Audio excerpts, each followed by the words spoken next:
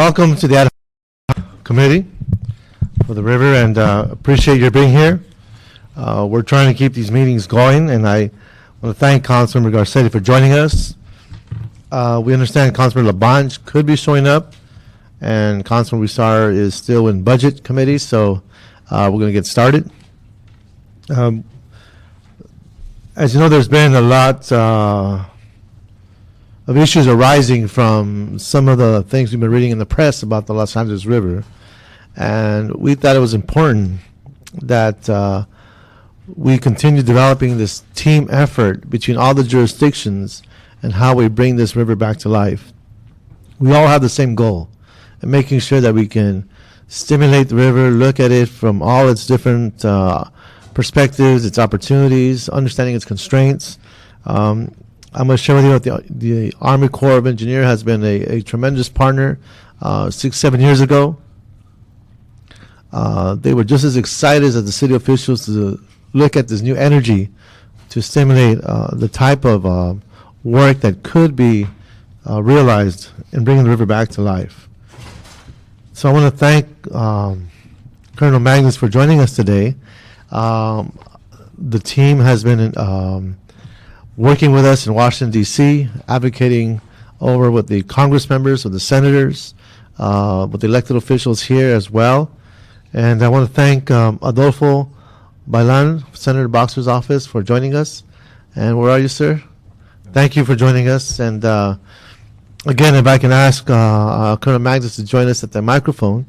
And what I like, and him and I spoke earlier last week, and I thank him for his graciousness. He wanted to come here and speak to the issues that have been raised in the LA Times and try to establish a point of view in which will allow us to continue working as a team. So, Colonel Magnus, please, if you come to the chair, the microphone. And again, thank you, sir, for joining us. Are we on item, would that be item 1 then? Yes. Can you read item 1, please? Item 1, oral presentation by the United States Army Corps of Engineers, Los Angeles District Office, relative to the Los Angeles River. Thank you. Thank you, sir. Welcome. And Councilman Reyes, Councilman Garcetti, thank you for the opportunity to come before you. And upon your invitation, I assumed that it would be just the three of us having this discussion.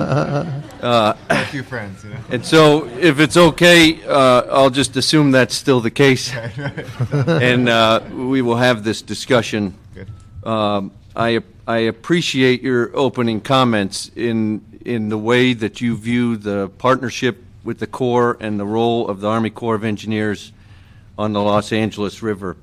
I am very proud of the record of our organization and the way that we have transformed our thinking about what has traditionally been viewed as a flood control project into thinking about it once again as a river that in which we can enjoy multiple benefits, flood control being one of them, ecosystem restoration, recreation, water supply, water conservation, any number of other things, most of them that the Corps does have an authority to participate in, and that is not in any way one iota changed by the decision that I'll lay out for you here today.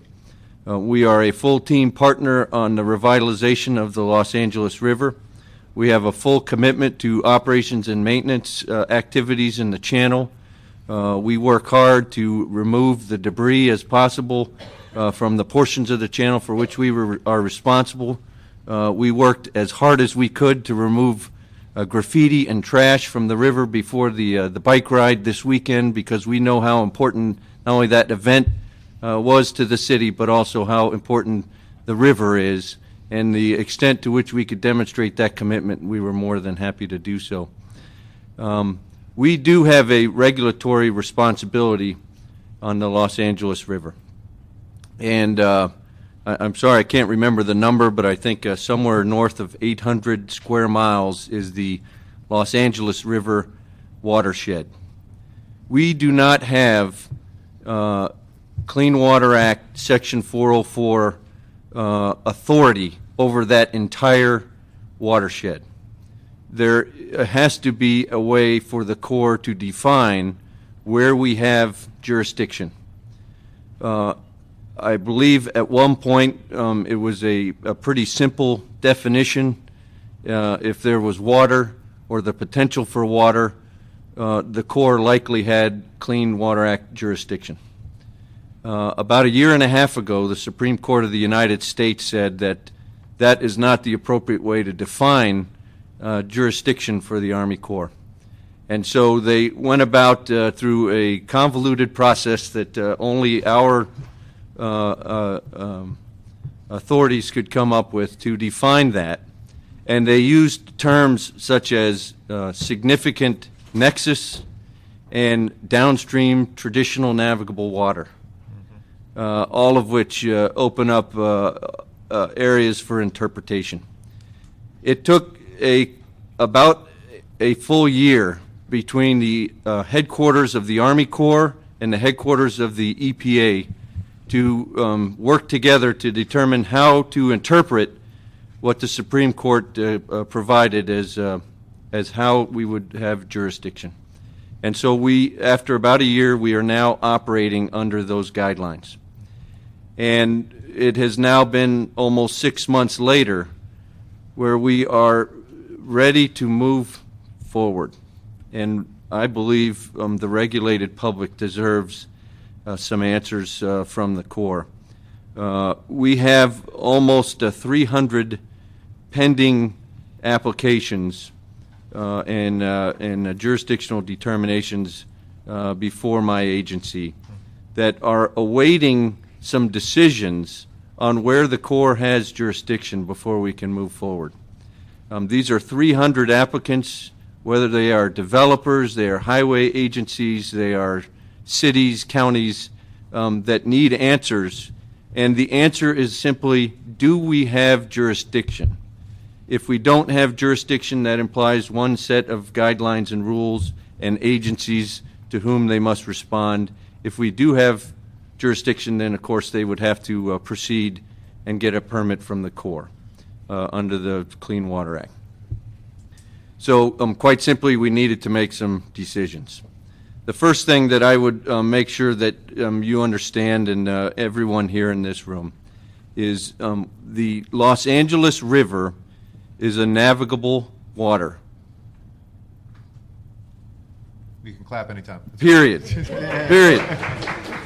And I hesitate and I pause for effect. I was waiting. Because Thank you, Harry. Thank you.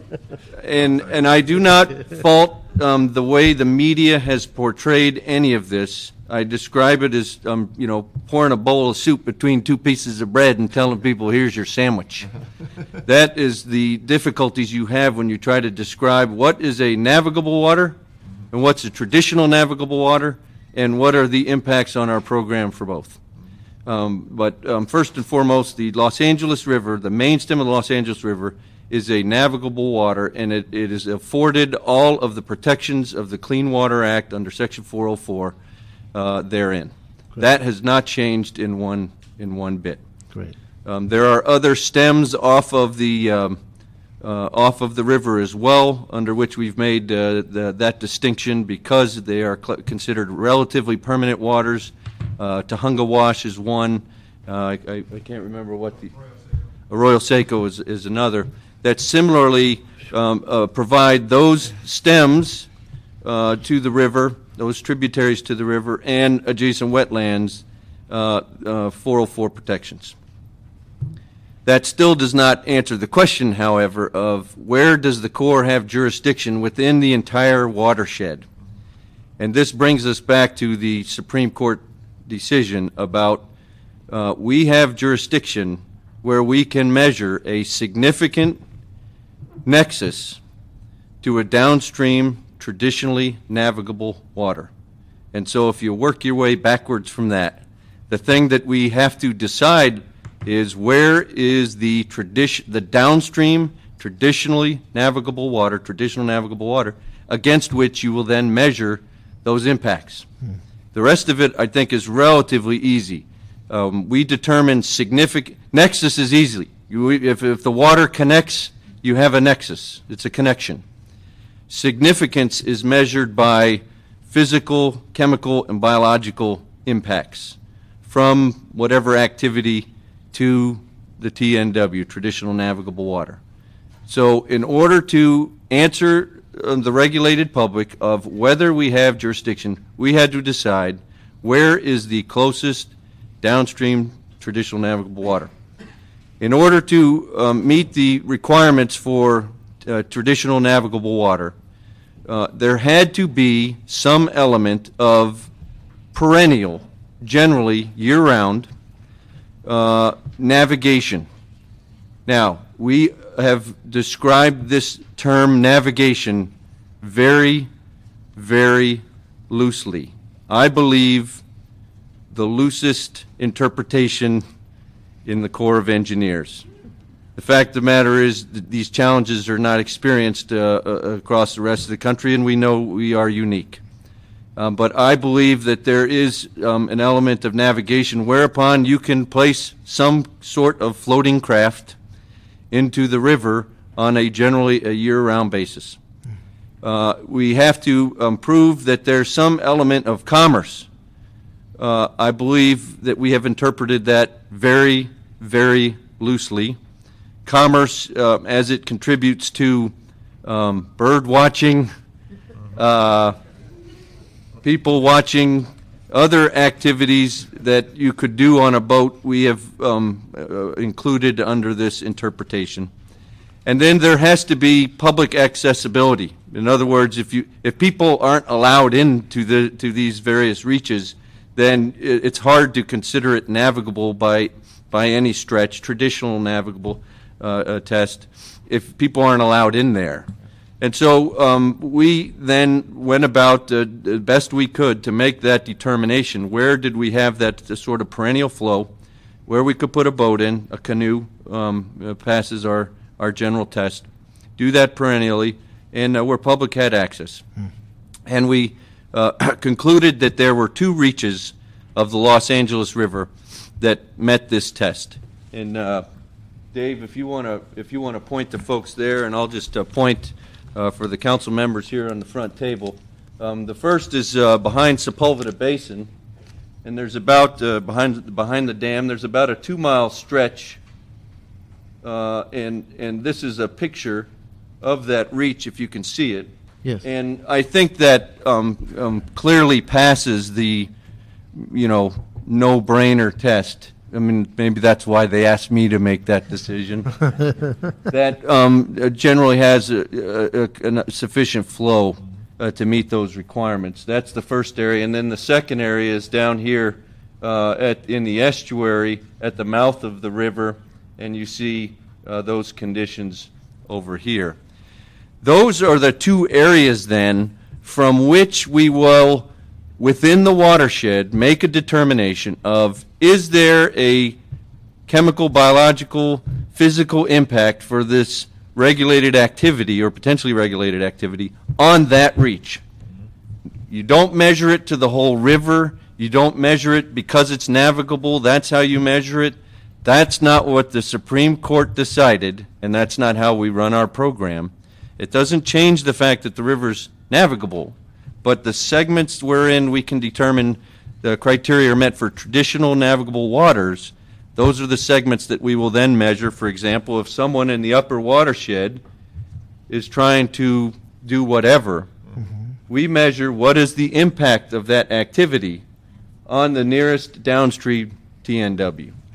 And then our regulators will make that assessment and then provide a response, which is in the form of, do we or do we not have jurisdiction? I guess the last thing, and then I perhaps I'd take some questions, is it is not lost on our agency that much of the river, much of the tributaries, and the connections to the TNW or to the river are concrete. We are fully aware of the properties of concrete and the fact that activities that flow through concrete flow largely unchanged. And so we are very much aware of the potential for impact for something that is occurring in the in the upper watershed to largely be unchanged as it moves through a concrete channel and gets to that TNW. And our ability to make that determination affords, I think, much of the watershed, but perhaps not all of it, the Clean Water Act protections under Section 404 based on the current interpretation of the Supreme Court decision. So we are mindful of this this element of concrete, and we'll certainly include that in our decision making as we render these jurisdictional determinations. Great. Councilman, did you want to ask questions? You want to hear a public hearing and then ask questions after? Let's do the hearing. And then Yeah, let's do that. Okay, that's what I was hoping we'd do. Colonel, if we would like to, we have a few folks who would like to speak to us on public hearing. Or maybe perhaps they would raise questions as well. That way when we can ask you questions, we could perhaps summarize as many as we could and see what type of questions we actually will get. And I do have a couple myself, but if you may, if we can just hang tight, we'd appreciate your patience. And is it okay in this forum if I don't know the answer to this question or any other questions that I'll look over my shoulder and call on my Absolutely. Chief of Regulatory Division, David Castanon? Or we'll get back to them as soon as we can with an answer. Okay, so we'll do that. So our first speaker card will be Steve Assetti. Come on up. Please give us your name and address. And you got 2 minutes. And welcome. Mr. Chair, Mr. Garcetti, Colonel.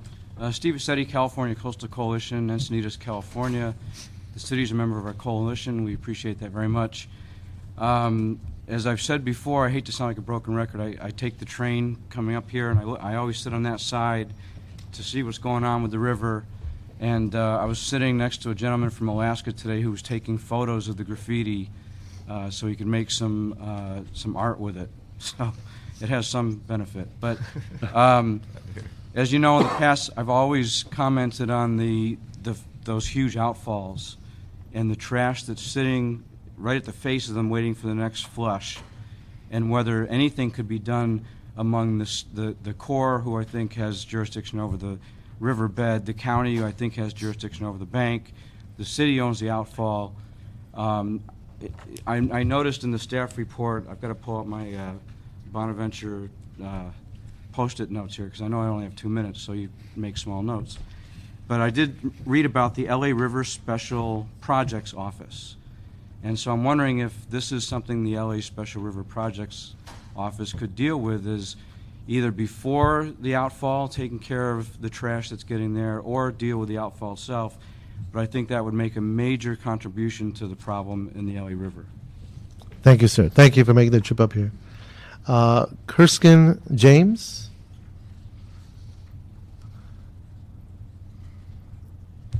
Welcome.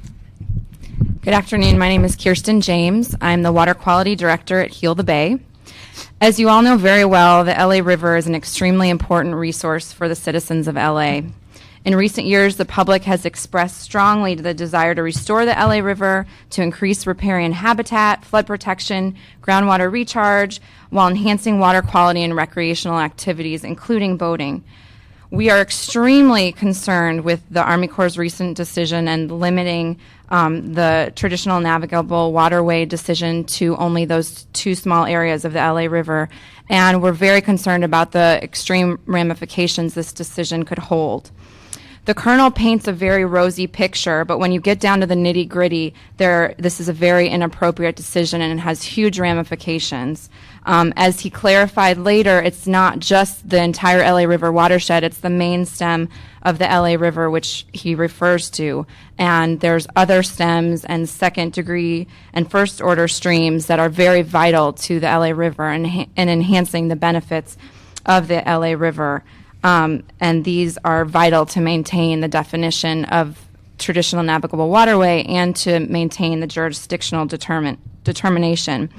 And we believe that the Army Corps of Engineers has been provided with evidence that the whole river system is a traditional navigable waterway, and thus it should be appropriately designated.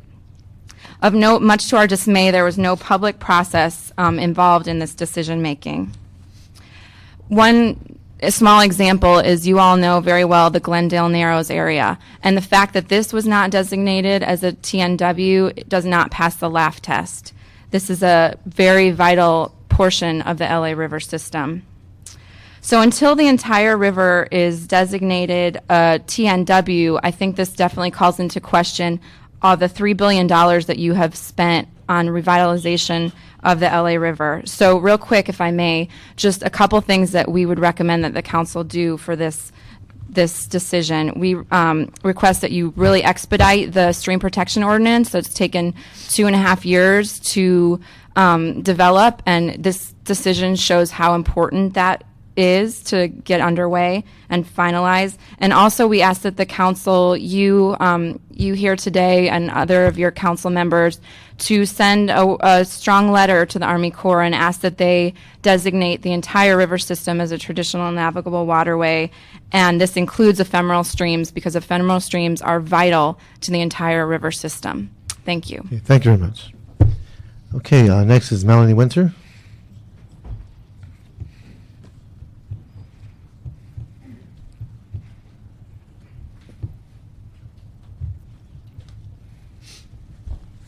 Good afternoon. I'm Melanie Winter, Director of the River Project, and I will echo much of what Kirsten had to say, in particular with respect to the Glendale Narrows section of the river. Many of us, I think many, I would say at least one or two of us in this room have navigated the entire river from top to bottom, so we do know that it's navigable. But my question is, with respect to Aaron Allen has been working for several years, I understand, on a different definition of waters of the United States for the Army Corps with respect to southwest streams, as they are extremely different from rivers throughout the rest of the country. And I'm wondering if perhaps the city might have an impact, as we're moving into a new administration federally, in expediting movement on that effort, as it will have a very strong, a different definition for our particular ecosystems on the West Coast, can play a strong role as we move forward in trying to manage through long-term drought, through protecting our rivers here. We've been hampered over the years by the Army Corps' inability to step in and regulate areas of river systems because the definition is tailored to streams in the east and really don't reflect the values of the streams in the west. And I understand that Mr. Allen has been working for numerous years on drafting a definition that is more respectful and scientifically based on waters in ephemeral streams and southwestern streams.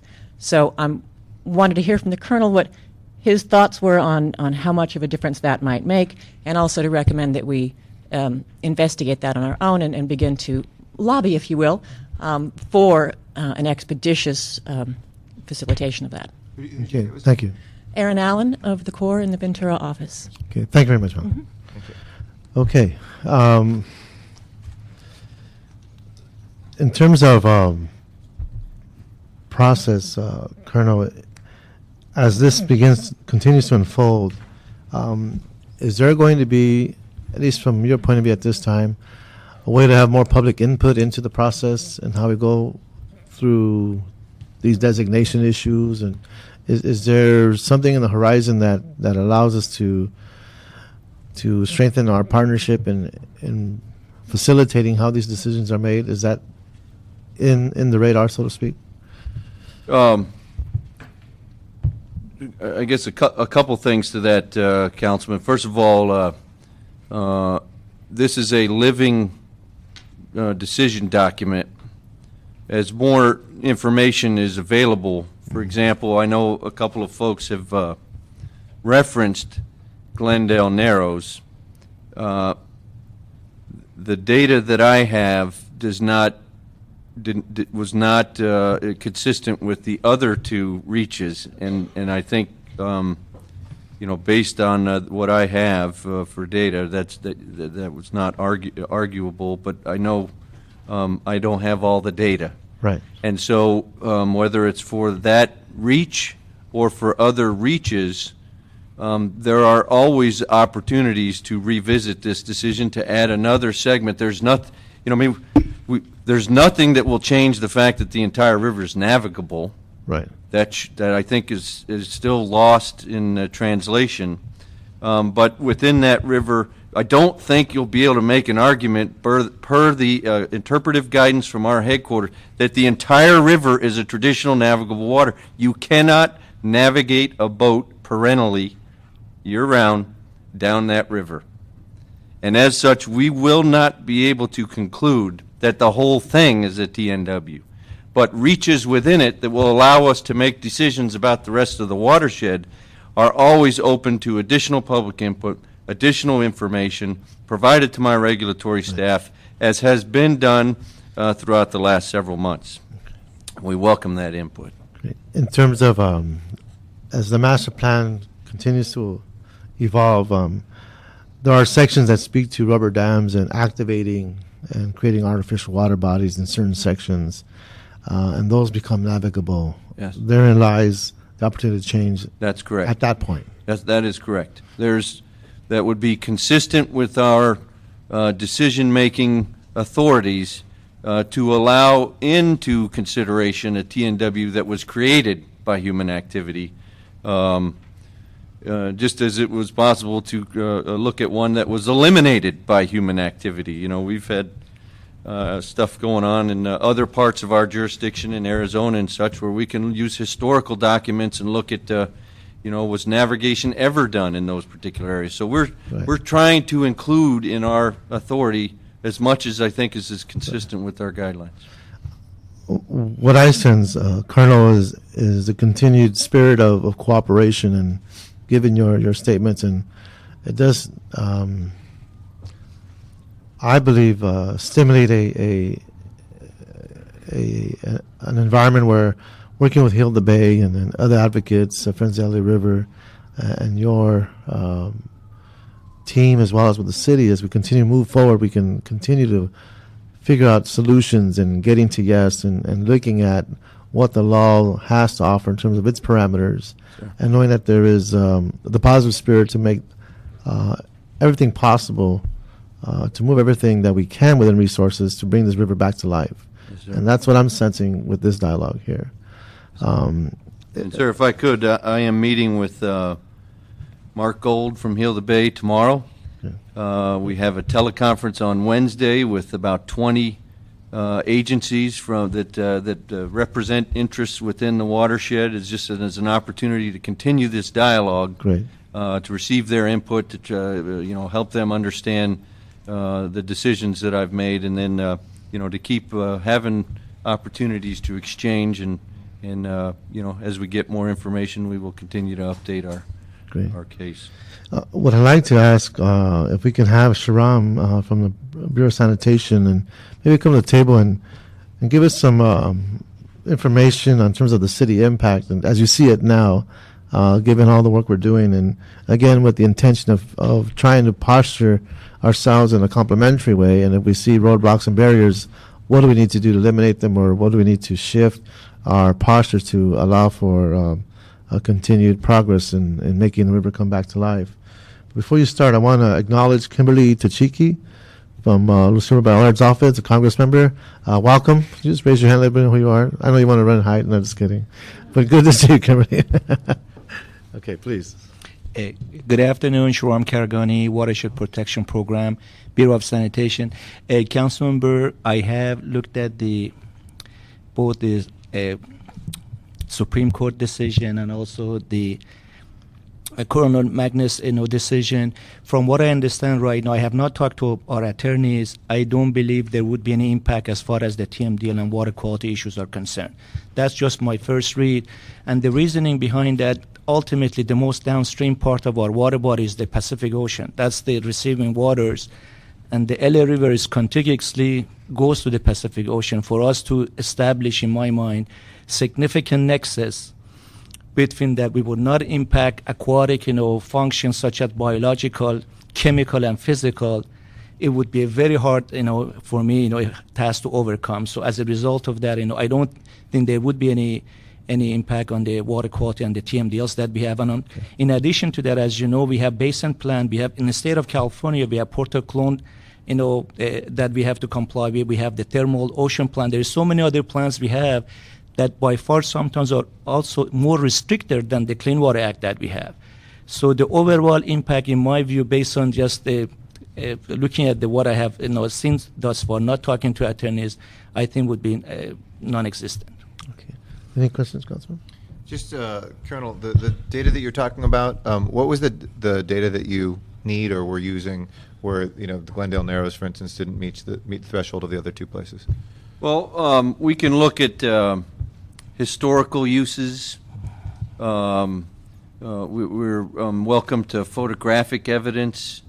And I'll be frank, what is not overwhelming to me is pictures of people in watercraft during a flood, because I understand that almost all of the watershed during a flood event is likely to meet these characteristics, but that is not what we've been asked to take a look at.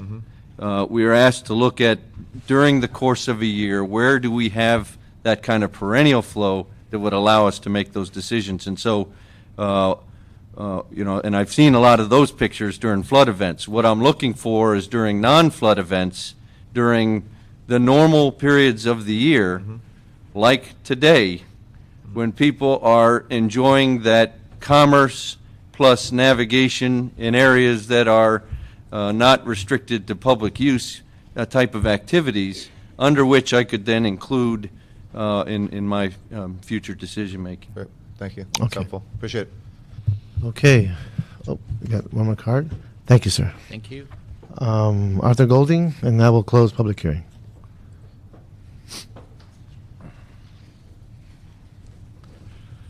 Good afternoon, Councilman. afternoon. I'm Arthur Golding, and I live in Los Feliz. I just wanted to point out for the Colonel's benefit that in the travel documents that describe the discovery of Los Angeles, that the Los Angeles River in the Glendale Narrows area was described as a year-round stream. You may recall that the visit of that group was on the 30th of July, or 31st of July, and the stream was about 20 feet wide and full of water at that time. Okay, thank you. Well, Colonel, again, thank you for making the trip here to City Hall and joining us in this committee. I'm hoping that the information that you've shared with us will allow more folks to understand the Army Corps' position, your decision-making, the fact that it, as you described it, a living document that continues to evolve, and that we will continue sharing more information with you and maintain the positive spirit we've had in the past 6-7 years as a part of the team of the Hoc River Committee and the LA River Master Plan. Sure. And for all your support, we thank you and your staff, and appreciate any other opportunities to have with you in the future to have more discussions. Yes, sir. Thank you. Thank you, sir. Appreciate it. Thank you. Thank you very much. Sir. Okay. We'll move on to item 2, and thank you again, Colonel. Item number 2. Item number 2, Bureau of Engineering reports relative to the establishment of a. Oh, I'm sorry. I have an instruction on item number 1. Item number 1. Yeah, one more thing. I would like to ask the Bureau of Sanitation to come to the ad hoc committee within 45 days with a report back on how this determination affects our TMDL compliance plans and other city efforts to improve water quality in the LA River watershed. Understanding we haven't had a chance to look at the legal issues, maybe by that time we can take a peek at that and see what other reactions we'll get from other agencies and organizations, and have that report for 45 days. Can I Thank add you. one thing to that? Can we keep Please. the public record open? And if there's any folks that do have, you heard the tasking from the Colonel, but if we have any folks that have historical records and data in that area specifically, submit them to the city clerk. We'd be happy to pass them on and make sure we can establish that record. Okay, thanks. We'll do that. Thank you very much. Thank you, Colonel. Okay, I'm sorry, I cut you off there. Item number 2. All right. Item number 2, Bureau of Engineering reports relative to the establishment of a Los Angeles River Special Projects Office, City Planning Department progress reports on the implementation of Los Angeles River Revitalization Master Plan, and Community Redevelopment Agency reports on the proposed Los Angeles River Revitalization Corporation. Okay, can we just have the reports from our respective departments?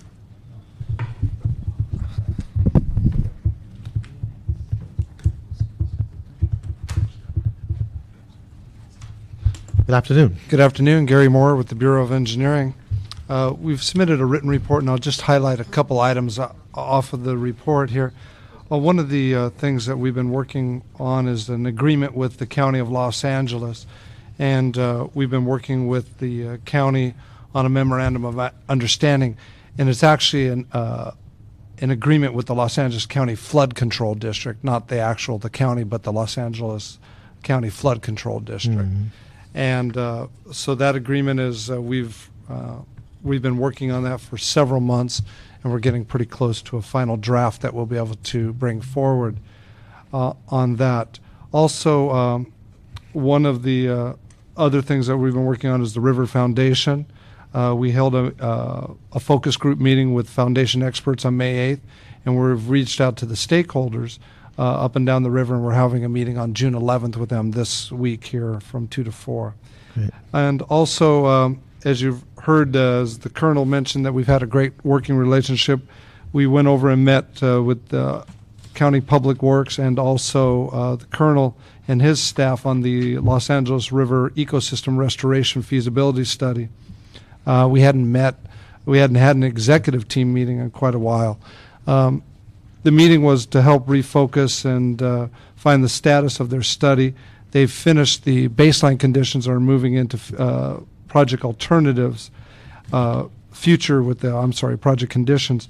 One thing that the government has not fully funded this study, and so the Colonel mentioned that there are limitations on the funding, so we're going to be working together, hopefully, to get the study fully funded.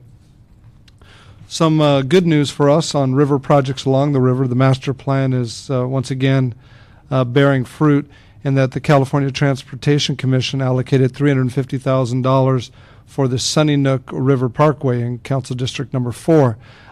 We need to come up with a $1.35 million in matching funds. We've had very good conversations with the Mountains Recreation Conservation Agency, and we're very hopeful to see those matching funds. Also, we had a state visit on 2 of the Prop 50 grant applications for the Los Angeles River Greenway and the North Atwater Park expansion, so it's always good when they do a site visit. And then we did, working with the Bureau of Sanitation and Commissioner Paula Daniels of the Board of Public Works, along with the Bureau of Engineering, we submitted a grant application to the Coastal Conservancy for $500,000 for a green street on Riverdale. And we're very happy Commissioner Daniels was able to attend the board meeting on June 5th, and they were indeed awarded the $500,000 grant. So that's very exciting for all of us. It's Fantastic. Another component. Also, we were informed by staff that the ad hoc committee report on river management and maintenance meeting held by Council District 13 on May 20th, that up to 2 years of funding has been secured for river rangers who may be able to work as early, what? River keepers. Sorry. Not rangers, but keepers. Sorry about that. And so that they're hoping that these funds will be would go to the River Foundation, so that would be one of the benefits of the foundation. Great. So that's it in very brief. The last thing is also great news is thanks to Councilman Reyes for joining our Chief Deputy City Engineer at the American Institute of Architects, which awarded the Los Angeles River Revitalization Master Plan an award, and it's a national organization. So once again, the plan, and thank you for both of your leadership, and very pleased to announce that award. That was great. And congratulations to you and the department and the city family for being able to step up and essentially be acknowledged by the rest of the folks involved in this type of work. And to be acknowledged in that manner is a strong reflection of the city family and leadership. So thank you, sir. Thank you. That was great. I do have a couple of questions. Sure. In terms of the review committee that you're working on, it's not a joint powers authority, it's a committee. What's the pros and cons? I mean, it allows us to move. Can you just touch on that a little bit? Sure. As part of the Revitalization Master Plan, we had hoped to create a joint powers authority with the county and the city being the two players of that. When we started meeting with the county, they indicated that they would not enter into a joint powers agreement. What they did are willing to I believe, enter into, and of course we don't have anything final now, is that the city would enter an agreement with the Los Angeles County Flood Control District. And so it would be a memorandum of understanding, and it's not a joint powers agreement. And thus, no powers are transferred. In a joint powers agreement, you actually set up a separate agency, so the county would have to give up their rights to regulate, and it would go over to the new agency. In this memorandum of understanding, they're not transferring any powers. The one key component of the agreement is that there will be a committee to review all projects. And what this does do is it enhances communication between the county and the city about projects that we're hoping to do along the river right-of-way. Who would sit in this committee? That's still being determined, what the members should be, if elected officials would sit on the committee or whether it would be staff on the committees or a combination of both. Well, I would hope that as the Bureau of Sanitation continues to work on this issue, that we have either a director or a representative at the level of an assistant general manager to participate in the committee, only because of the watershed perspective that this committee has. My assumption is, how does the Bureau of Sanitation continue to work on this whole watershed dynamic? And a person at that level, I think, can give us that posturing and that perspective, and that would be a request from this committee, if Councilmember Garcetti agrees, to move it in that direction as an action item. Great. Okay. Do you have cards on? Yeah, we do have one card, but we do still have the planning report and the CRA update. Anything else you'd like to add? No, thank you. Thank you, sir. Thank you very much. Okay. I'm Jason Neville. I'm with the Community Redevelopment Agency. I've been working on the River Revitalization Corporation. Right. Last time we were here, Cecilia Estelano came and committed to... Just move the speaker a little bit closer to you, that we can hear you better. Cecilia Estelano was here and committed to funding the initial legal counsel to draft the Articles of Incorporation for the River Corporation, as well as funding the staff. And since that last meeting, we have met with our legal counsel, which has been retained from Best and Krieger, to draft the Articles of I think that may not be on. Maybe can you move that microphone just over for a second? I think. Yeah, there you go. Make sure folks can hear.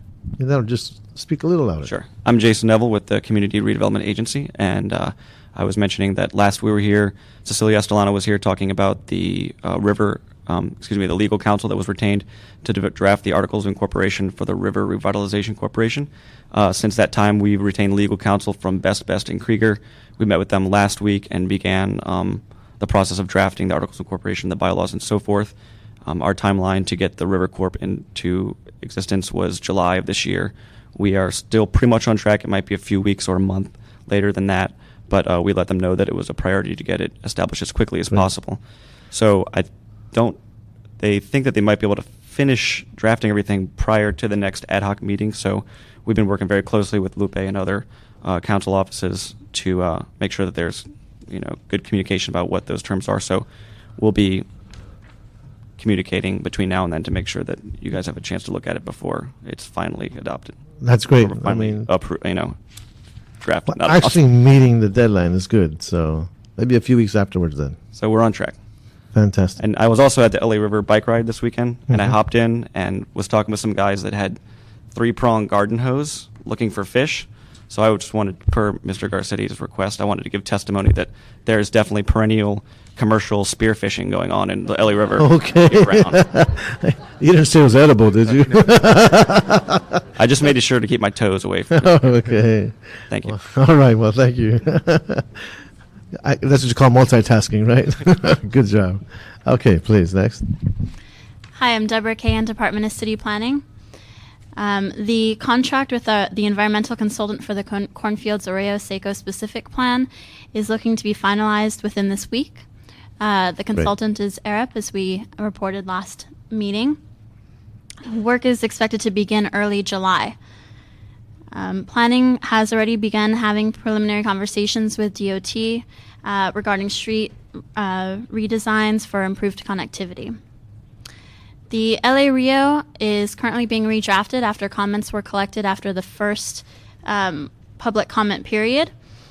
There have been some changes made. The most significant changes would be turning, as per request from the public, certain flexible point options into prerequisites and turning some standards into potential mitigation measures. The former was done because there was a lot of encouragement and support in making these mandatory, and the latter was done in order to not create a blanket form of development standard across a diverse city, and instead keep mitigation measures respective to their context. Great. And what I find particularly exciting, this city has gone from a green building to a green street, and now we're talking about a whole green neighborhood, correct, in this specific plan? Right, a LEED ND pilot project. Right, so it's a pilot project, and hopefully with all the different policies that go with all the intricate relationships within a neighborhood, that the green LEED standards will prevail, and that's something that we look forward to. Yeah, so do I. Okay, great. Any questions, Councilmember? I know it's been raised, and maybe again in public comment, just reading through the issue that was brought up by the Studio City Neighborhood Council. Do you feel comfortable in terms of the of being able to do MND for the entire river as such, and the nuances from neighborhood to neighborhood? How would you just address that, as long as you're up here? There were some great comments regarding oversights in the MND that we are looking at again, and specifically in terms of Studio City, the liquefaction that is currently there. So the MND is being looked at again. And as far as the specific sections, we are looking at it again. I think that it may be possible to maintain the structure of the MND the way that it is. In terms of the actual, there needs to be more communication as to what the RIO is actually proposing, as I think there's some miscommunication between the public and the document. Okay. Well, thank you so much. Thank you. So that covers the planning report and the CRA update. We do have one card on this item. It's Barbara Monahan-Burke. Come on up, please. Give us your name and address.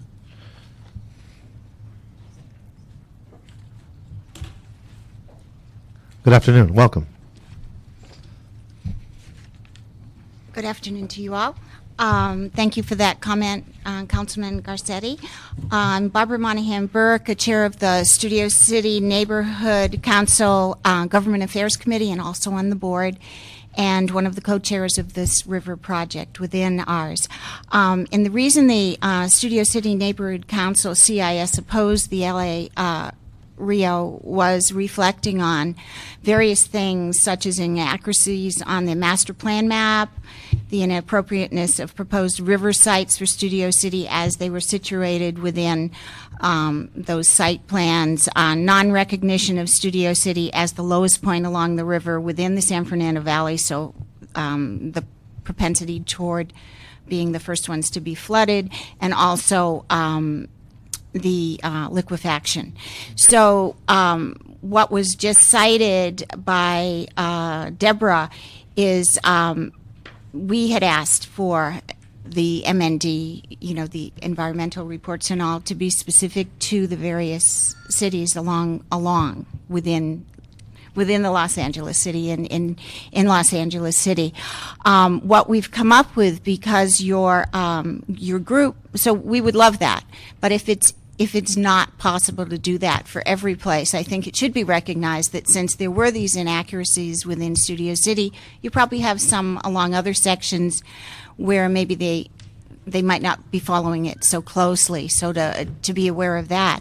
But that we, both residents and businesses, plan to continue going ahead with Deborah and Claire Bowen, Carol Armstrong, Ira Arts of Technotech, and we're giving really positive cooperative feedback to them on all of these items on the master plan as well as the LA Rio, and we hope to be able to accomplish the goal of having an individual report done for us instead by having this really intense conversation and cooperatively.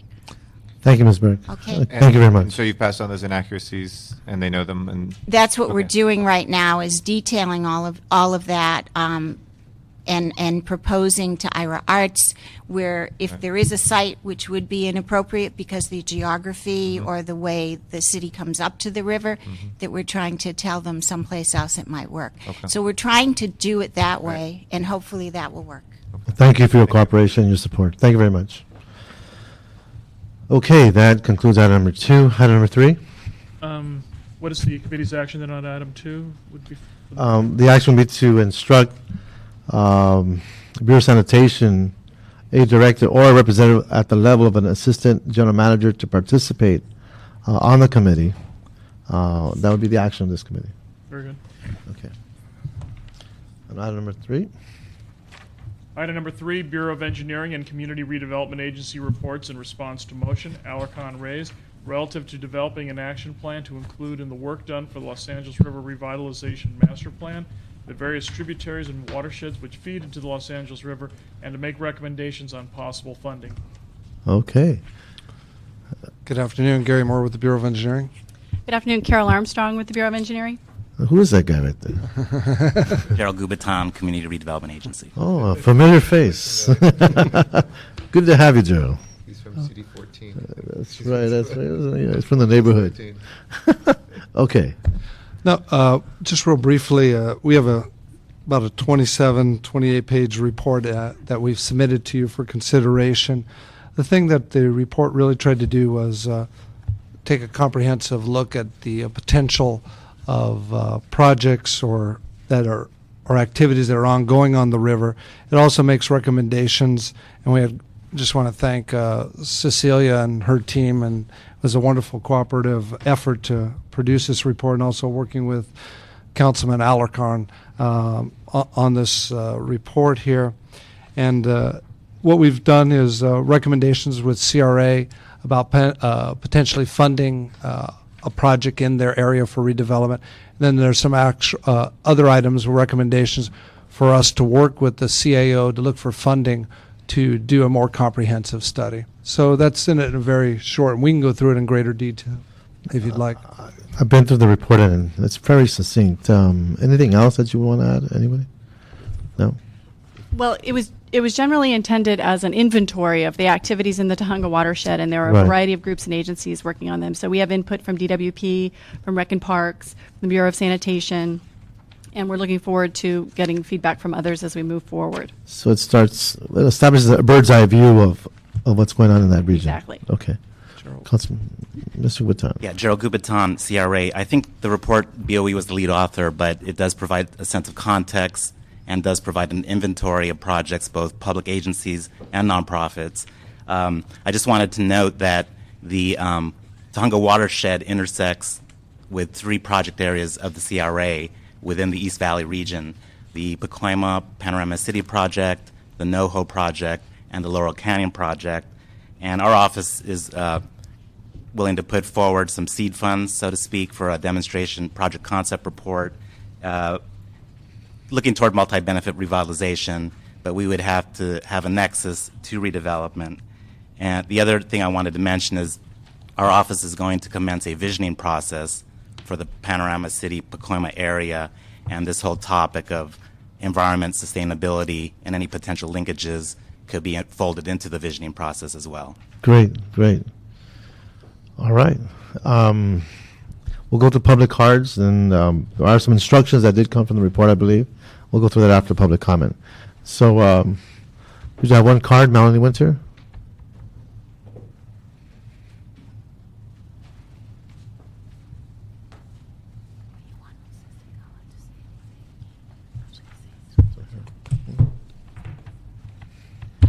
Good afternoon. Good afternoon. Melanie Winter, I'm director of the River Project, and the River Project received a grant from the state of California, as well as in-kind funds. So we've spent about $1 million over the last 3.5 years studying the Tujunga Pacoima watershed and creating policy recommendations, recommended studies, programs, and projects. And the projects have been developed by our partners, which have been departments other than the Bureau of Engineering within the City of Los Angeles, including Planning and Sanitation, who've worked with us very closely, Department of Water and Power, who's been a tremendous partner on this, the County Department of Public Works, and the Army Corps of Engineers. along with representatives from all the neighborhood councils in this watershed.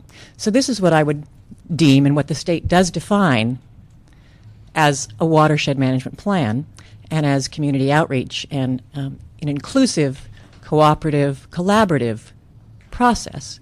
Is this the Tujunga-Pacoima Watershed Plan? Yes, sir. Okay, that's in here. Okay, gotcha. This project is referenced, and yet the 37 projects that are listed here are not. The 37 projects that are listed here are only 37 out of almost 200 that were submitted, many of which were submitted by our partner agencies and or neighborhood councils in the area. And these offer a much more robust view and application of multi-benefit than you're likely to see anywhere else.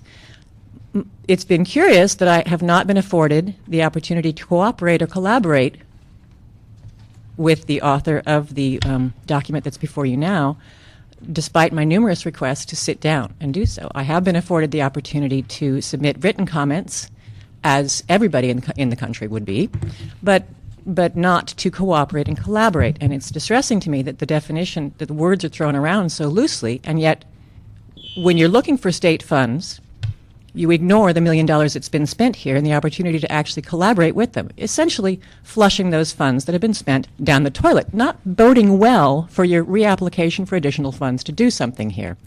I've been really petitioning for a meeting. I was promised one, and then I was told that no, I wasn't promised one. Okay. It's been very, very frustrating to work so well with so many other departments in the city, and yet to have incredible resistance from the Bureau of Engineering on this process. So I'm here to request that you don't finalize this document or accept it as presented to you today until there has been an opportunity to sit down and include these projects, look at it a bit differently, and perhaps sit down with CRA and Engineering and Department of Water and Power. Thank you, Ms. Winter. Thank you very much. Is that an extra copy? Or? It's on your desk. It is. Can I look at that? You can look at it right now, yes. Mr. Jose Sagala, District 7. Councilman Alarcon's office. Thank you, Mr. Chairman. Members, my name is Jose Sigala, and I'm with the Office of Councilmember, Councilmember Alarcon. You might want to grab that microphone because I think that one's dead. There you go. Thank you, sir. Thank you for the opportunity to speak before you today regarding our motion.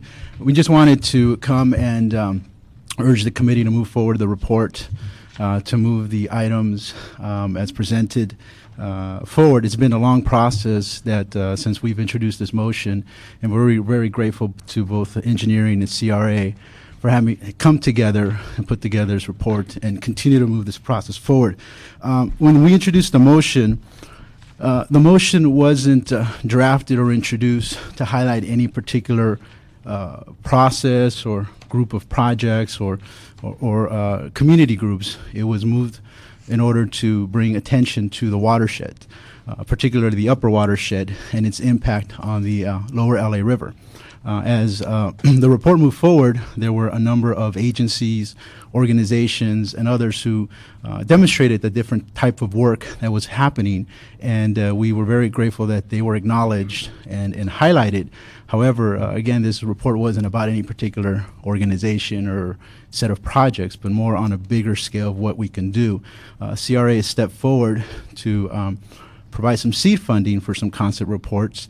One of the things that's very important to the council member is the opportunity to vet a lot of these projects through a process which includes neighborhood councils, stakeholders, residents along the areas that have been identified for various projects. And we're not even at that stage yet. There's a list of projects, but there's anything in particular that's been defined as where we want to begin.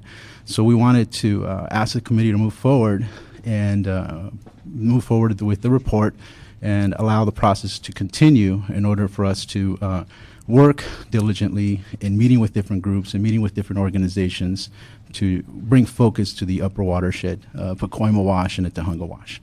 So, well, Mr. Segal, I do appreciate the opportunity to expand the focus. You know, when the river plan, master plan was put together, was with understanding that we were going to work on the spine. So Councilman Aragón and I had our dialogue on the council floor, and we said, yes, we want to expand that focus in the areas of his concern. There are 5 direct recommendations that come from this initial step, and I'd like to put forth to you that I'd like to move 4 of them, but on the 5th one, in the spirit of looking at the whole river system holistically, that we hold off on the creation of a watershed coordinating authority, given that there isn't an authority for the whole river as it is. And so by creating these different bodies could send different messages and might to create a different kind of environment that allows us to work at the whole system holistically. So I'd like to recommend that we move all 4, but on the 5th one, let's wait until we get the report back, and perhaps fold in other reports that you've cited, including the one that was mentioned, at the discretion of the city family and, of course, the leadership of your office. But holding back an authority, I think, would be something that would behoove us, because we don't have one for the whole river system.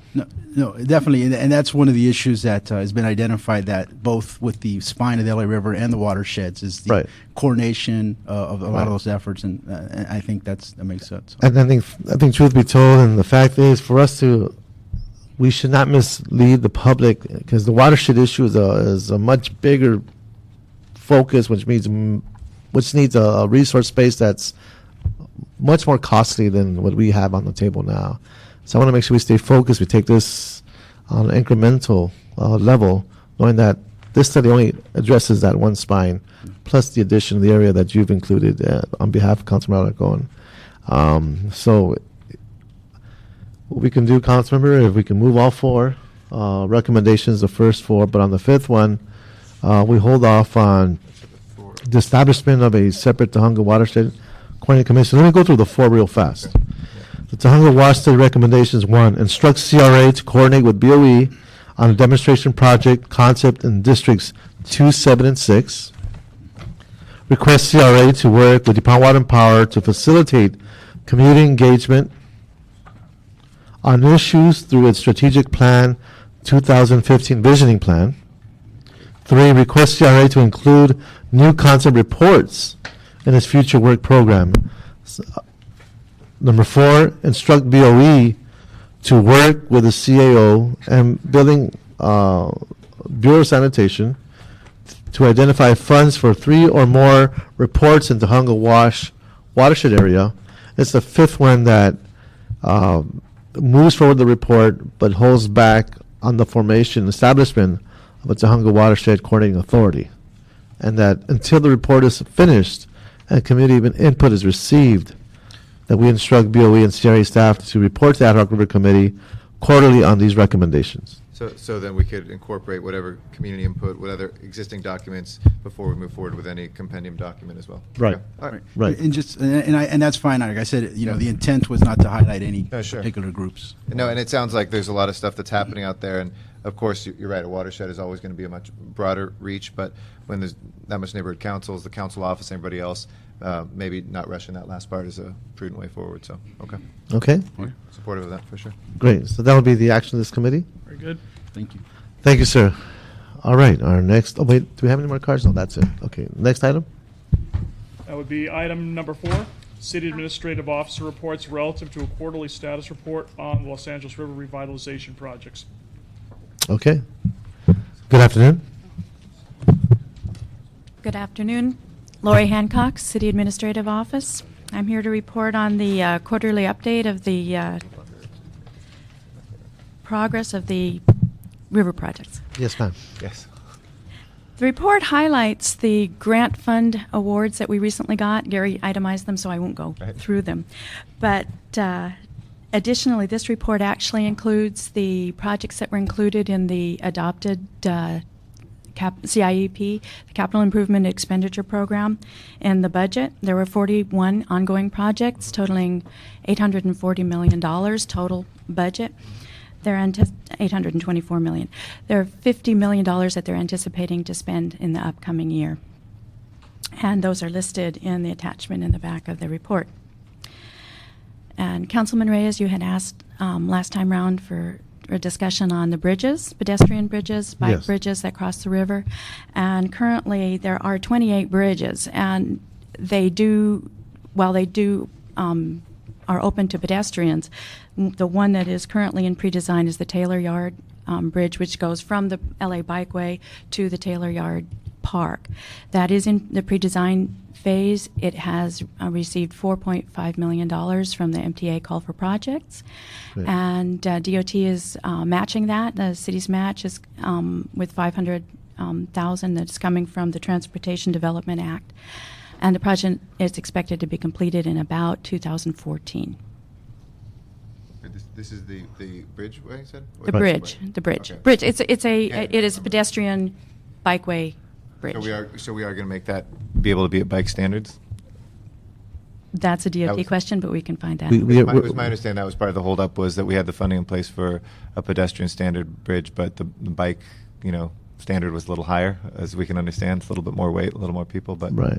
Well, I can check into that. Right, but Get back to finally, good. I mean, but we want to make sure it moves forward. Reyes worked on that, I know, when he was... 1991.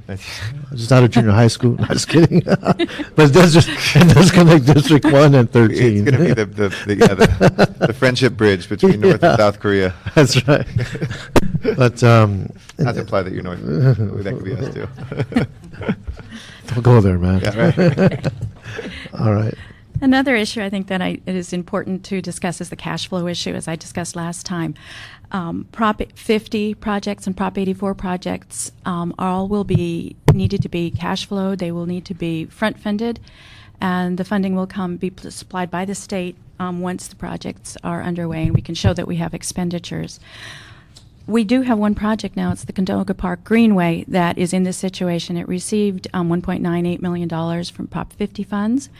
And we have identified the Public Works Trust Fund as a cash flow source for this. Mm-hmm. And since it's a $2 million project, we're looking to fund it with $1 million in cash flow that'll be used on a revolving basis. And that is scheduled to be heard by council tomorrow. Great. Okay. But we need to keep an eye on that as projects come up, because cash flow will be an issue here. So, all right. And that's my brief report. Any questions? No, thank you. Thank you so much. All right. Committee's action on this item would be to There's no action at this time. note and file, or Yes. holding committee then? Note and file. Note and file, very good. Last but not least, item 5. Item number 5, Bureau of Sanitation and City Administrative Officer reports in response to various motions relative to the feasibility of recycling and/or banning the use of plastic bags and expanded polystyrene items in the city. Good afternoon, council members. Good afternoon. Neil Guglielmo with the Bureau of Sanitation, Citywide Recycling Division, and Adol Hashkhalid, Assistant Director, Bureau of Sanitation. I have copies. We did basically some handouts, if that's okay, that I Sure, can circulate. please.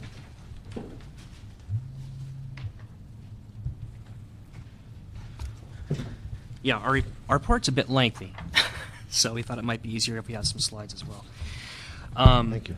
Basically, what you have before you is the Bureau of Sanitation's report back in response to a number of various council motions and actions regarding single-use carry-out plastic bags and EPS food packaging. And so we basically looked into the EPS products, the single-use carry-out bags, alternative food packaging items as compared to EPS. Just a few things I'll go over really quickly. Some of the benefits we see to these types of items, whether it be the single-use plastic bags or even EPS food packaging, is it's typically free to consumers right now. There's a convenience aspect to it, lightweight, fairly durable. That's the plastic bags. Relatively inexpensive. For the EPS, it can withstand some fairly high temperatures for beverages. But then we have the negative, the consequences of that, which is increased waste to landfills, increased litter and community blight, the cost to clean up and dispose of litter, the negative impacts that we have in our communities and the environment from these items, and the pollution in our receiving water bodies. The important one that, especially the marine ecosystems, right? Oh, yes. That's the important one. Yeah. The lightweight materials, both the EPS and the plastic bags, easily moved by wind and water.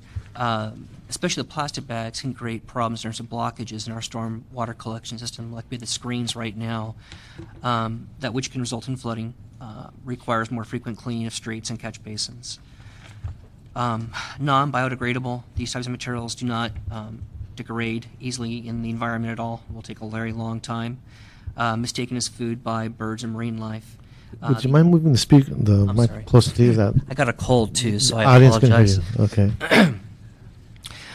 As I was saying, these items don't disintegrate well or break down well in the environment, and they can be mistaken by animals, by birds, as food items.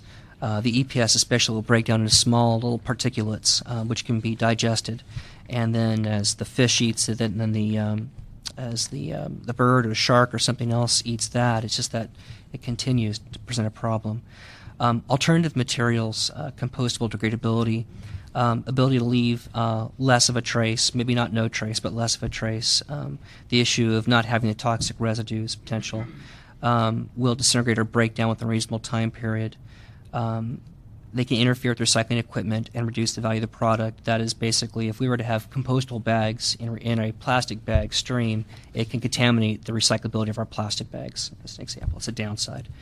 Those types of alternative products are obviously most effective when we have a very robust compost collection system. So if you can compost your organics, that's a good alternative. There's also the implications, the bio-based products on global food prices, for instance, corn-based products, for instance, or soybeans. The next is just a picture of some of the alternative containers. You can see paper, plastic, aluminum, compostable. There's been a number of charts here which I really don't want to spend too much time on, especially since they're really small in this. They're much larger in the report. But you can see here we've looked at the pros and cons of some of the EPS containers and some of the alternatives. We've looked at cost comparisons, availability, how these materials interact with, say, hot liquids or cold liquids for cups. Is it recyclable in our curbside program? Is it compostable in a commercially composting program? We also looked at plates and clamshells. Again, the same type of discussion, availability, cost, recyclability, hot foods, cold foods. So that was basically our comparison on the EPS. This was raised in one of the last meetings as well, and so we wanted to bring that forward for your attention, your discussion, any questions you may have on it. On the plastic bags, the alternatives right now are predominantly paper, compostable bags, and reusable bags.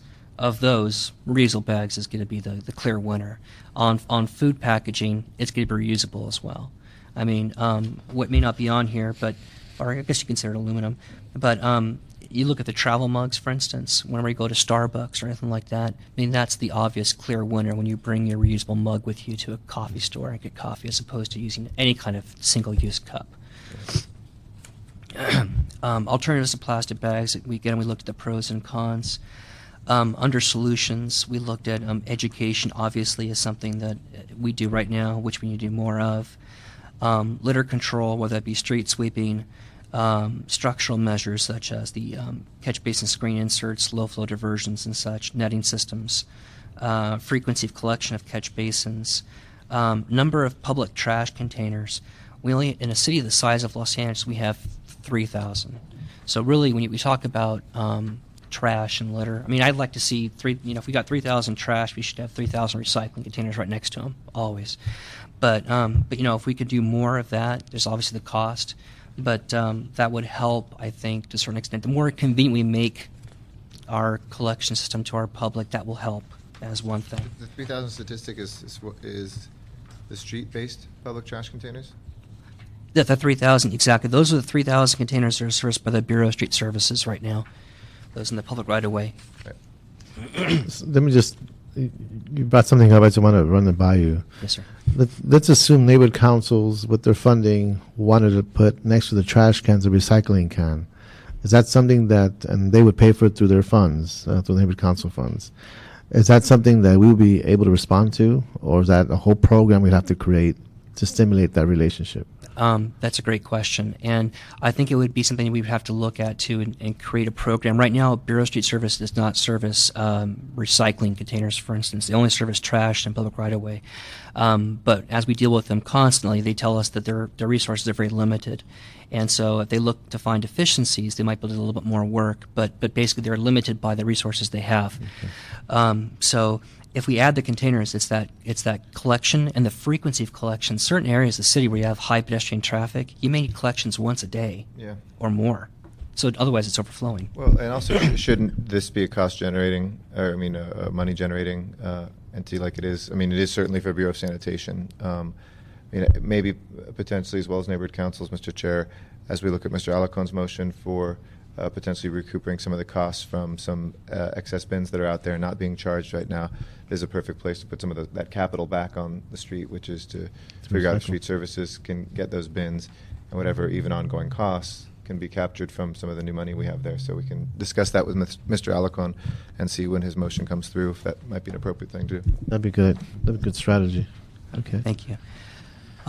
Other solutions are, again, the fact that we can recycle right now. In the blue bin, recycle all plastics 1 through 7, including the EPS as well as plastic bags.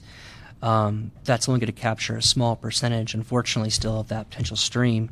With the stores also have the ability to take back, and they have been under state law AB 2449, those plastic bags from consumers. So again, the more convenient that we have it, the more visible that will help increase recycling of those bags. Other potential solutions for reducing use would be promoting alternative products. Around Earth Day, the Bureau of Sanitation worked with about 40 local grocery stores to promote reusable bags. We gave away 50,000 reusable bags. So it's great because those are the best alternative as we see it. So again, the more we can do to promote reusable bags or alternative products, say, to other food packaging as opposed to EPS, that's something we can work on. Another option would be an environmental fee, for instance, for use, whether it be on EPS or on bags. And again, when I look at the bags, I look at all single-use bags as the fact we like to reduce all single-use bag consumption and focus on the reusable bags. Reason being that plastic bags have their own unique challenges they present to us, but even the paper bags, while better in some respects, have the other downside to them, which is the trees, the water, the greenhouse gas emissions. We've had to look at all those issues in preparing the report. So again, what seems to be the clear winner is always be reusable. When you look at to-go food packaging, though, that's not something that's very easy. You can't have that solution, unfortunately. We looked at implementation plans. We have some dates right here. As part of the recommendations we have in our report, which I can go through really quickly for you, we're looking at July of this year with Mayor and Council approval of the city facilities and city events ban on EPS food packaging. That go into effect July of 2008. We're already working with departments on that. General Services Department for the LA Mall, for instance, airports, recreation parks. By July 2009, that would also impact all the city permitted events. So not just the ones we sponsor, but all the permittees that are coming to use city facilities. By 2010, it's actually starting in July of 2008, we'll be working with all the city agencies to review all their lease and concession agreements. So we're going to start, we already started that process already, but July 2008. But by 2010, we want all those agreements changed by that point in time, so that some agreements could be changed right now. But as you know, especially the proprietary departments may have some long-term agreements. We'll have to work with them because we may not have the ability to go in and just change an agreement. Of course, if we can get the cooperation of the other side, the other party, that will be much easier and much faster. But we'd like to see everything done as soon as possible, but no later than July 2010 or by 2010 for everything else. The plastic bags, we're looking at, of course, increasing effort to recycle the plastic bags, whether it be at the stores or in the blue bins. We also, the city is taking a support position already, the mayor and council, on AB 2058, which is Senator Levine's bill. And I have further recommendation. We didn't make it in time for our report that I'll propose for your consideration. But we'd like to see basically a fee on the plastic bags, all single-use bags. 25 cents is the amount that's floated out there at the state level. And then we'd like to see those revenues come back to jurisdictions, especially like on a per capita basis, something that's fair for distribution given the size of Los Angeles. We think that would be a great way of actually helping to reduce the use of single-use bags and then incentivize the reusable bags and provide a funding mechanism to do additional litter cleanups, whether it be street cleaning, containers in the public right-of-way, education outreach, enforcement, all those things we'd like to do that we don't really have the stormwater money for. That would be one way we can help fund some of those activities. Continue supporting the use of reusable bags, of course, and outreach to all the retailers as well on the alternatives and what they can do and how they can use reusable bags, and we'll work with them like we have been. Adoption of a citywide policy that would ban the use of all plastic bags at all retail establishments beginning on January 1st, 2012, if a fee has not been established by that time. Obviously, we'd like to see a fee established. I think we have the ability at the state level to get that done within the next year. Imposing a point-of-sale fee on all other single-use bags, such as paper and compostable bags, if a fee or tax for their use has not been adopted by that date. So those are some of the primary elements, I would say, for the implementation plan and some of the recommendations you'll see in our report. If I can beg your indulgence for 1 minute, I'll actually just walk you through the report's recommendations, which are page ESI. Would be BOS recommends the Mayor and Council approve the following recommendations to implement a ban on EPS food services products in city facilities, operations, and events. Number 1, ban expanded polystyrene food services products from city facilities through the following measures. Adopt a citywide policy regarding all city departments to replace the purchase of EPS food services products with alternative products beginning July 1st, 2008.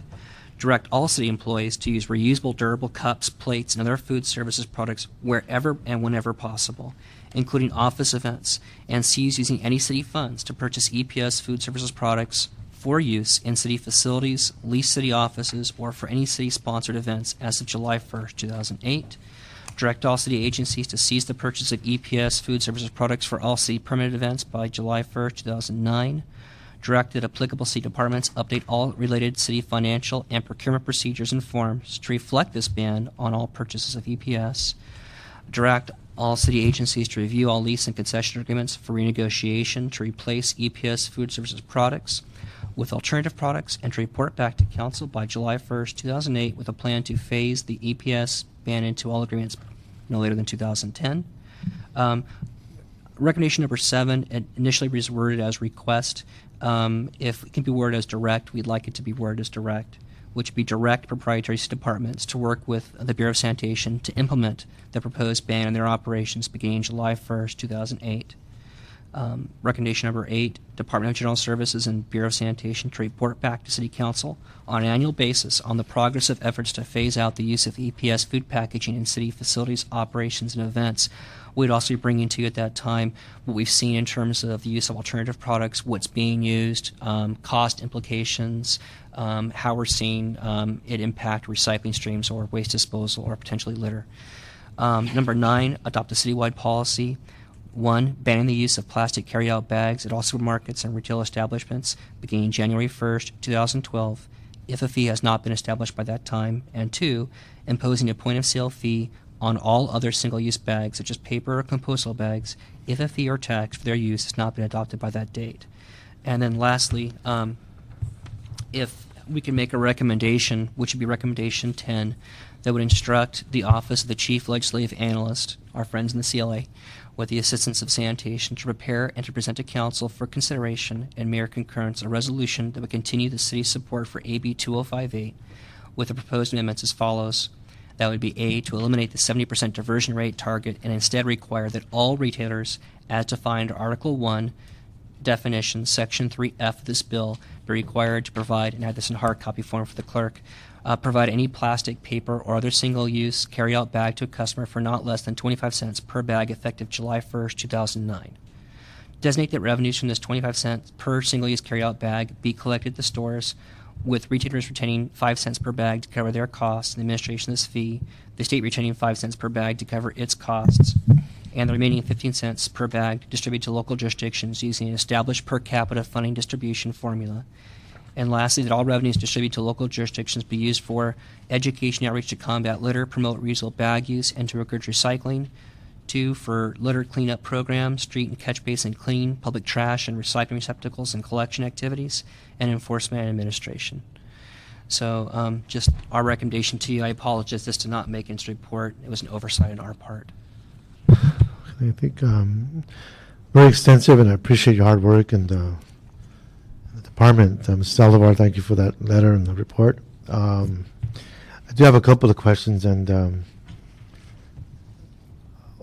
our effort to join the county in July with these instructions, recommendations, we'll be able to do that, correct? Yes, and we've spoken to the county. They're actually looking at going to the Board of Supervisors in mid-July. But they are very much looking forward to working with us and having a joint event, joint press release. That'd be great. In terms of, this is more of a question within our capacity potential as a city to continue improving. I know we have an established compost collection system in the residential area, and when you look at that whole system, how can we take advantage of this and develop a closed loop system with future alternative products that are compostable? It's I believe we're up to like 40% that we're capturing. Can't we enhance that and look at that whole system? Is that something in your radar?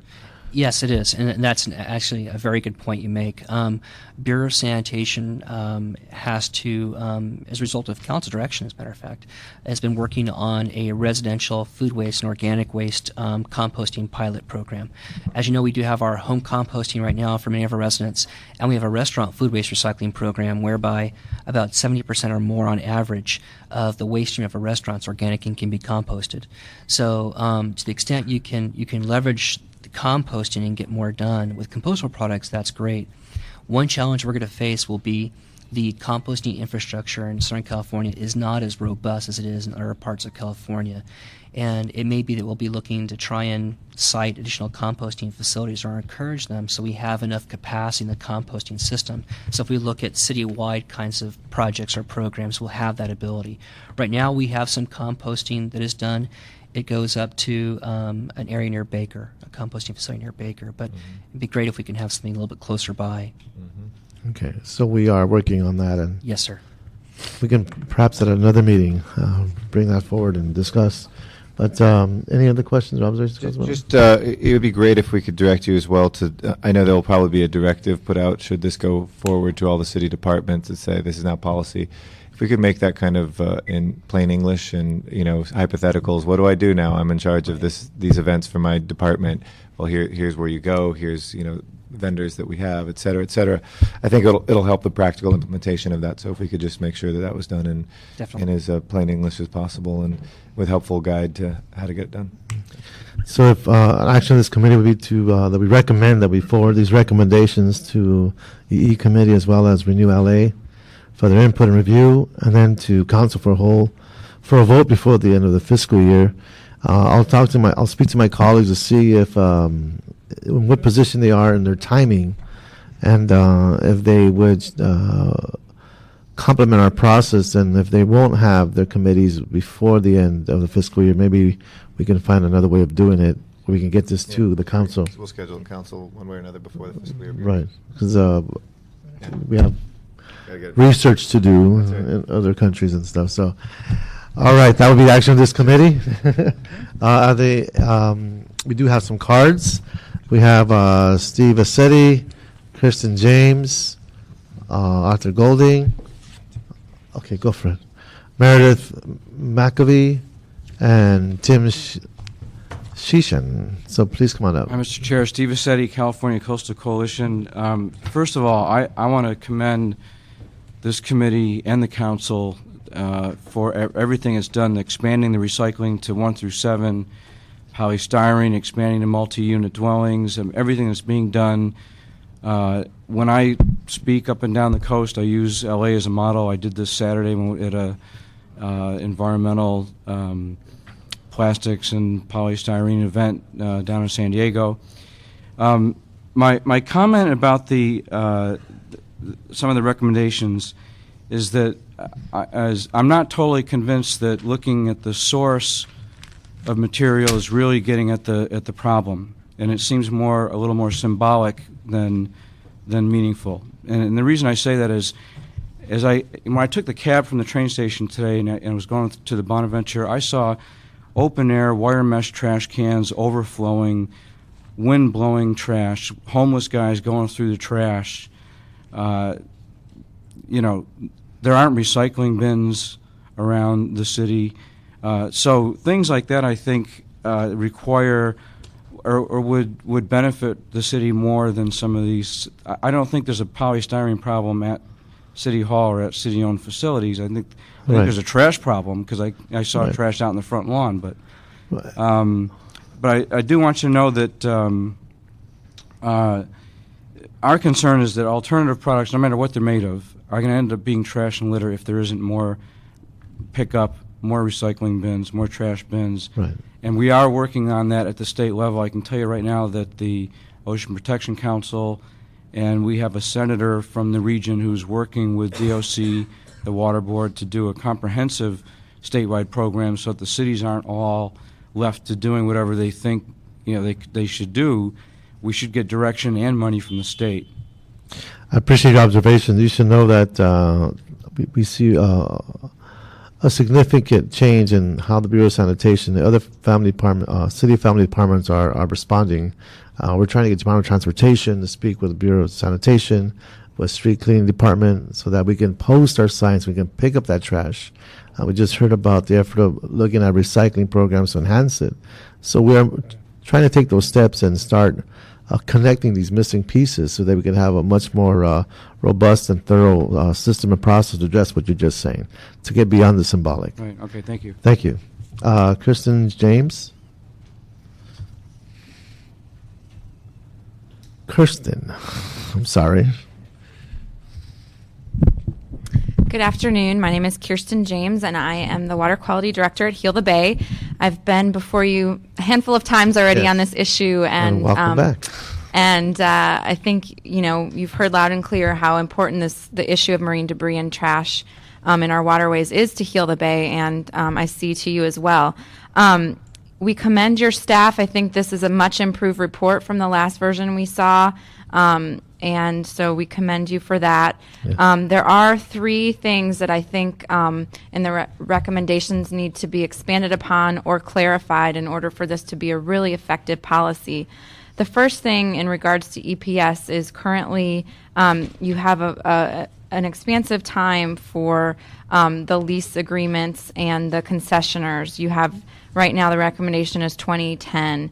And I understand that this may take a little bit longer than the rest of the city-owned facilities, but we recommend you moving up that date till a minimum 2009. So gives them a year. We think this is plenty of time. Okay. The second area, again with EPS, is in recommendation number 8, we suggest you expand upon this and ask that you're doing this citywide effort, and that's great, but bring it back in 2012 and right now make the decision that you're going to take this citywide. So we're starting small.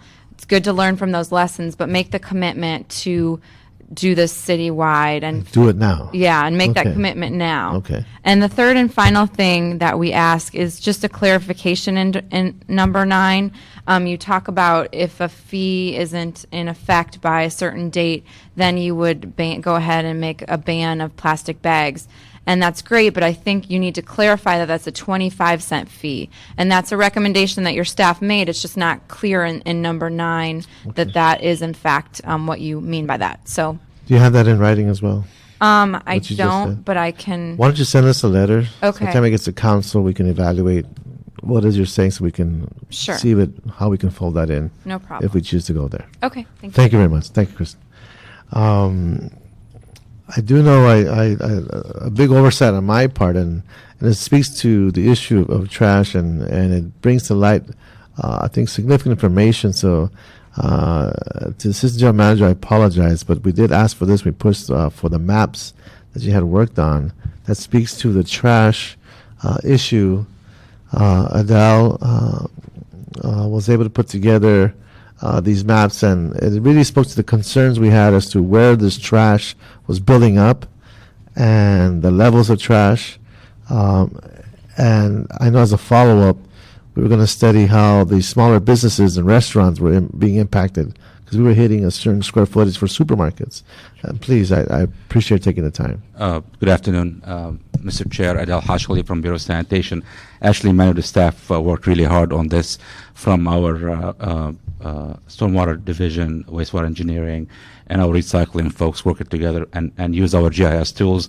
So we have maps that the city is broken into 3 areas, to the north part of the city, the mid-city, and the south part of the city, to allow us to see it visually. Has areas of high generation of trash based on our observation, whether it's from our catch basin cleaning or from our street sweeping. Those are mapped. We also mapped the density of population in the city. That's also available. Plus, also, we mapped establishments that are less than 10,000 square feet. That's also mapped.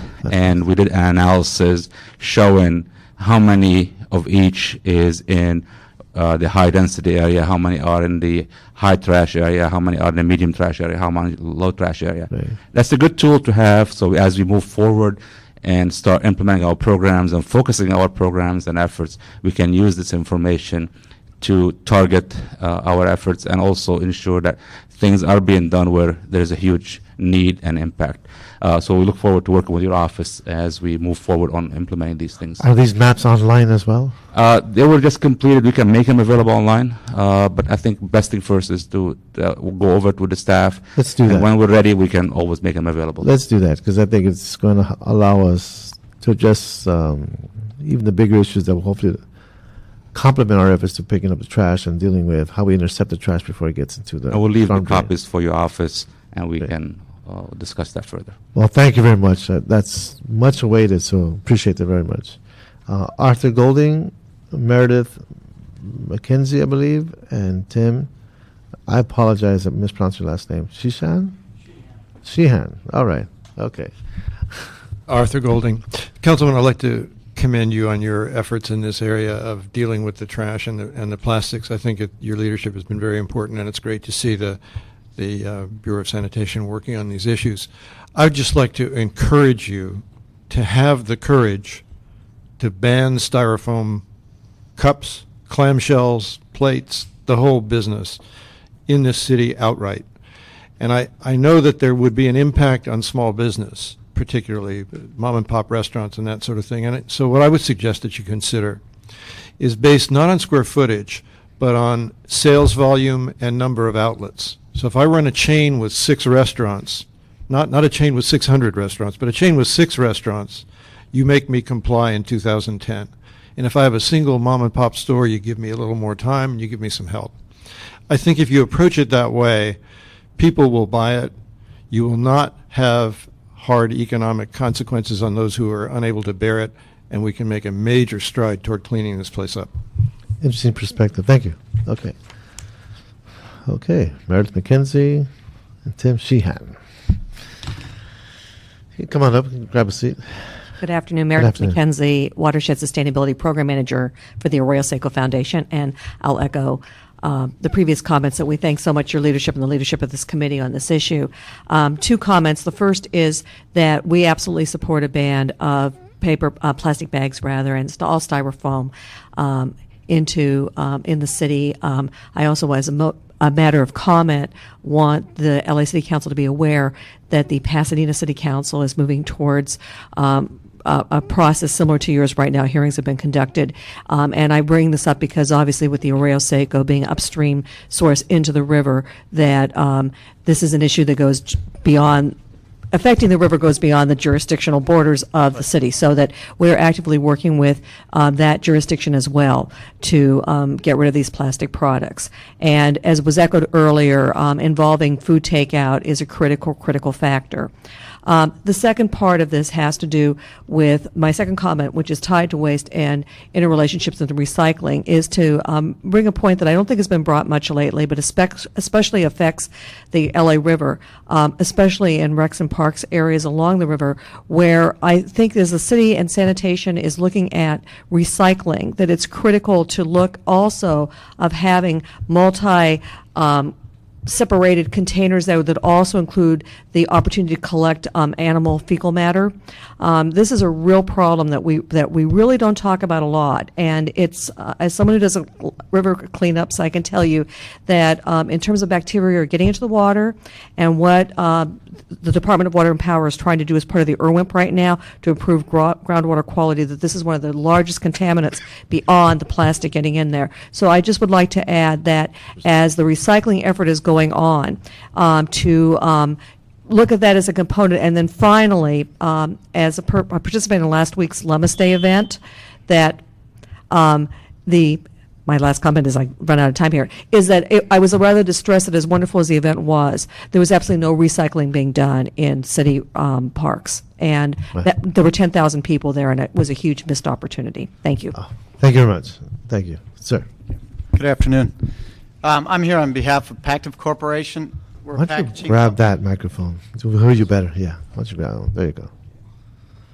We're a packaging company that manufactures multiple materials, different types of containers, everything from compostables, aluminum, wide variety. And obviously, we don't think that eliminating foam polystyrene, which happens to be one of the most effective materials, makes sense economically, socially, or environmentally. And we believe that the science really supports our belief, particularly on foam polystyrene.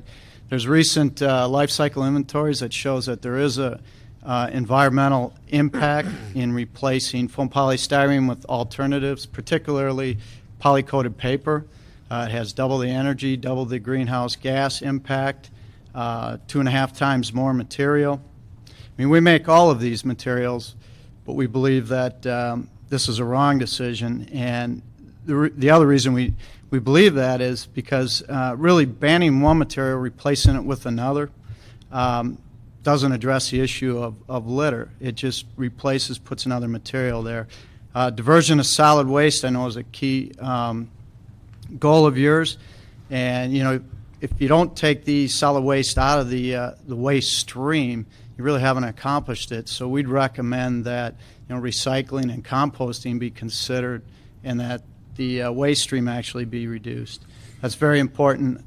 We also would like to have solutions looked at for targeted recycling and composting of all food service packaging, not just one particular item. It's all an issue. It all ends up litter. We'd also ask that you not give up on recycling and instruct the staff to work with industry to identify recycling opportunities for EPS. Markets for these post-consumer materials are growing rapidly, and we feel that has to be part of the solution. Well, thank you, sir. Thank you for joining us today. Thank you. And your patience. Okay, I believe we have one more card, and that's for general comment. Jonathan Brooks. I'm sorry, sir. Come on up. Good afternoon, Jonathan Brooks, Science Coordinator, Friends of the Los Angeles River. We just wanted to come and give a quick update about the status of our fish study and how some of that data is working out. In terms of looking at fish study, we began in November of last year and completed in January of this year. And overall, the fish from the Narrows are showing to be negative for PCB and mercuries across the board. And we're hoping to release our fish study next month for general circulation. Of course, that'll be circulated to the council offices. So were you surprised? We were very, very surprised. It was a nice turn of events for the fish to be as clean as they were, and actually. Should we make that really public? No, I was just kidding. Go ahead. Our labs down in Torrance, we utilize CRG. Lou Gossett, who is a watershed advocate as well, has said that for the fish to be this clean is surprising, especially for the watershed. So that was a very encouraging thing, because Wow. we rarely hear from compliance people that we're actually sort of moving towards overall compliance for the TMDLs. We also participated in the BioBlitz event with National Geographic and the National Park Service during the May 30th, 31st weekend. And during that survey, not only did we identify multiple species of fish, but out on one of our birding events, we identified 47 species of birds just in the Narrows alone. Fuller's hope is to expand the fish study into the Sepulveda Basin section as well as into the Long Beach estuary, as we feel that not only biodiversity but toxicity can be rendered from going forward. Wow. Well, thank you for that and for all that hard work. Thank you. Good stuff. Thank you so much. Anybody else here for public comment? Seeing none, this meeting is adjourned. Thank you.